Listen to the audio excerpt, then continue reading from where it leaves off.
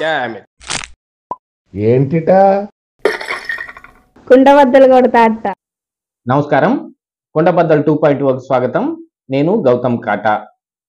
YSR Congress party నుంచి విడుదల రజని విడుదల పొందబోతోందా, అంటే జంప్ అయిపోబోతోందా అనే అనుమానాలు కానీ ఇప్పుడు వైఎస్ఆర్ కాంగ్రెస్ పార్టీ నుంచే వస్తున్న కొంత సమాచారాన్ని బట్టి ఆవిడ నిజంగానే జంప్ అయిపోతోంది అని తేట తెల్లంగా తెలిసిపోతా ఉంది.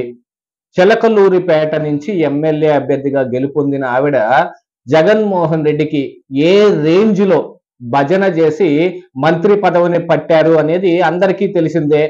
మంత్రి పదవిని పట్టిన తర్వాత చాలా మంది మీద, మరి మంత్రులు ఎవరి మీద రాని ఆరోపణ కేవలం విడుదల రజని అండ్ ఆర్కే రోజా వీళ్ళిద్దరి మీదే వచ్చాయి. కేవలం అపాయింట్మెంట్ కి 50,000 రూపాయలు డిమాండ్ చేస్తున్నట్టుగా వీళ్ళ మీద కొన్ని ఆరోపణలు వచ్చాయి. ఆ తరువాత ఆవిడ వైద్య ఆరోగ్య శాఖ మంత్రి అయిన తరువాత ఇంకా ఎంత బొక్కేశారో అనే అనుమానాలు కూడా ఉన్నాయి. అసలు చిలకలూరిపేటలోనే ఎంత వీలైతే అంతవరకు పిండేశారు. చిలకలూరిపేట టికెట్ ని అలాట్ చేయించుకునే ముందు ఆయన అమెరికాలో పెద్ద సాఫ్ట్వేర్ కంపెనీ ఉంది, ఆ కంపెనీని అమ్మేస్తే మాకు 3,000 కోట్లు వచ్చి పడ్డాయి, మేము ఇప్పుడు మహాద్భుతంగా ఖర్చు పెట్టి ఇక్కడ గ్యారంటీగా గెలిచి సాధించుకుని తీసుకుని రాగలం చిలకలూరిపేట సీట్ అని జగన్మోహన్ రెడ్డికి నమ్మబలికి ఆ సీటును కొట్టేయటం జరిగింది. లేకపోతే అక్కడ అనాది కాలంగా ఉన్న మర్రి రాజశేఖర్ గారికి ఆ సీట్ ఇవ్వాల్సింది. ఆయన గత ఎన్నికల్లో 2014 ఎన్నికల్లో ఓడిపోయాడు కాబట్టి, దాంతో పాటుగా ఆయన దగ్గర పెద్దగా డబ్బు లేదు. రాజకీయం చేయమంటే చేస్తాడు కానీ ఇలాంటి వికృత చేష్టలు చేయమంటే ఏం చేస్తాడు, ఆయన కూడా చేసేవాడు కాదు. కానీ వైఎస్ఆర్ కాంగ్రెస్ పార్టీ అప్పటికి ఆ విధంగా లేదు.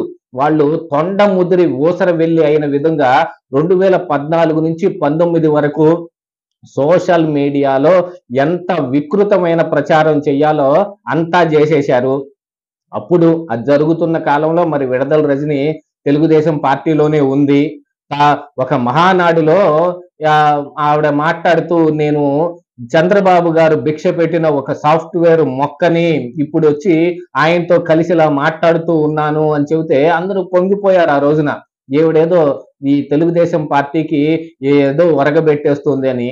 కానీ ఎమ్మెల్యే సీటు రాదు అని తెలిసిపోయాక ఒక్క సెకండ్ పట్టలేదు పార్టీ జంప్ అయిపోవటానికి.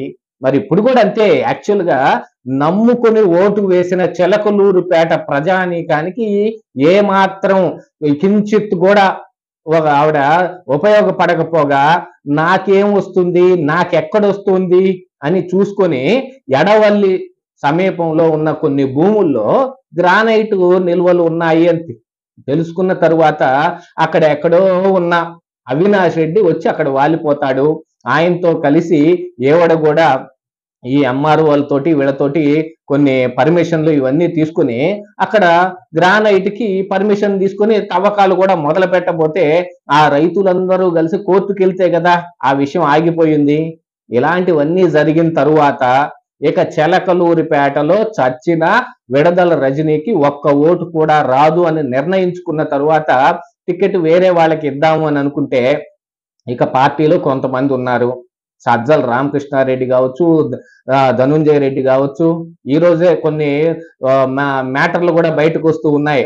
జగన్మోహన్ రెడ్డి తోటి ఎవరైనా ఏదైనా మాట్లాడాలి, చెప్పాలి, ఆయనకి ఏదైనా పిటిషన్ ఇవ్వాలంటేనో ఆయనతో ఫోన్ మాట్లాడాలంటే కూడా మాకేంటి, మాకెంత అనే వాళ్ళు అక్కడ తయారై కూర్చున్నారు. ఆల్మోస్ట్ ఆల్ ఈ సజ్జల రామకృష్ణారెడ్డి, ధనుంజయ రెడ్డి వాళ్ళందరినీ మేనేజ్ చేశారనేది కూడా ఒకరు బయటకు వచ్చింది.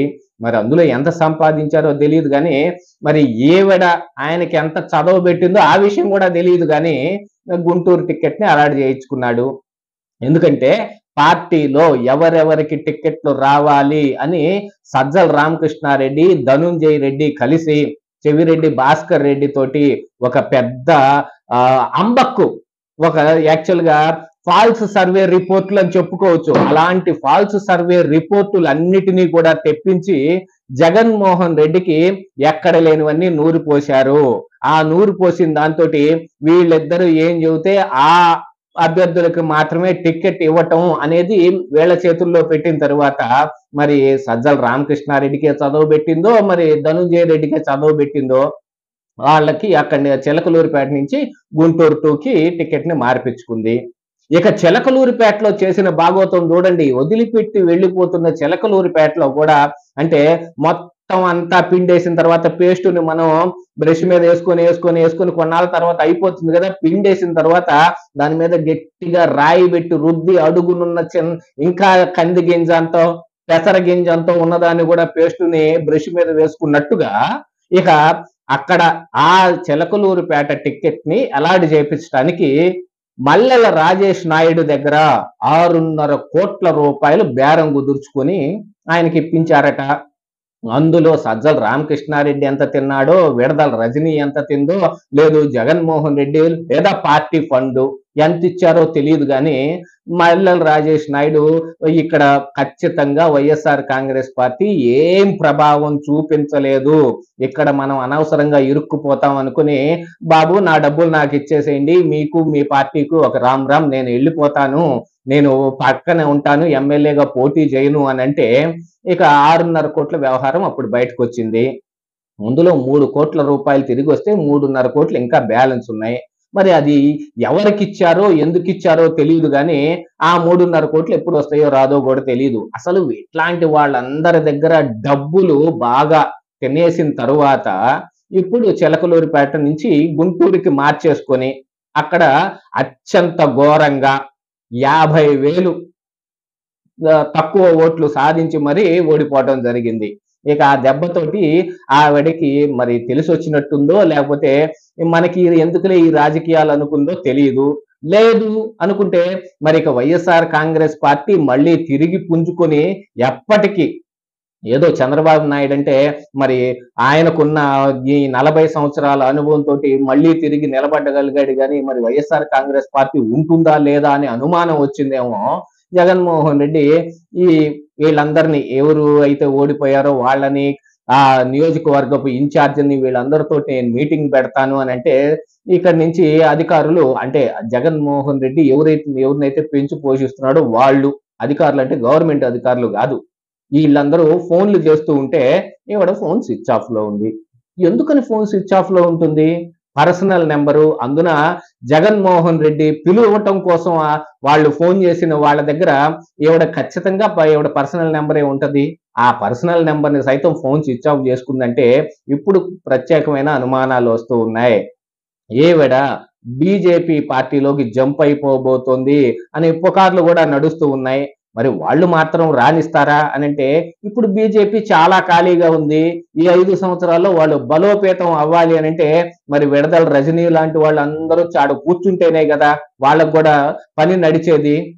కూటమిలో ఉన్నంత మాత్రాన వాళ్ళ బలాన్ని వాళ్ళు కూర్చుకోకుండా ఉండరు కదా, దానికోసం వాళ్ళు ప్రయత్నాలు చేస్తారు. మరి ఇక ఇంకా వైఎస్ఆర్ కాంగ్రెస్ పార్టీ నుంచి ఇంకా ఎంతమంది జంప్ అయిపోబోతున్నారో చూడాల్సిన అవసరం అయితే ఉంది. ఇదే ఈ రోజు కుండబద్దలు.